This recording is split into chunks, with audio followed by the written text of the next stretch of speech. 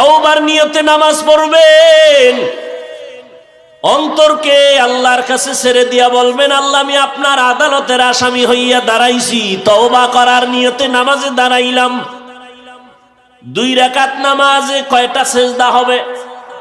4টা সেজদা হবে।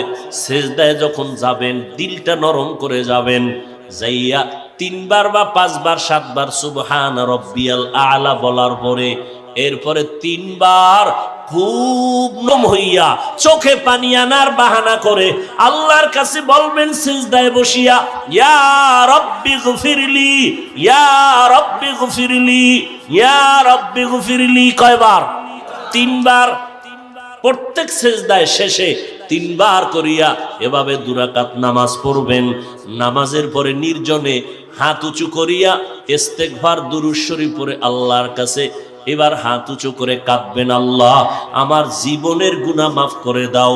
নবী কি বলছেন জানেন? এইভাবে নামাজ পড়লে ওই বান্দার সিজদা থেকে মাথা উঠবে না আল্লাহ ক্ষমার ঘোষণা না দেওয়া পর্যন্ত।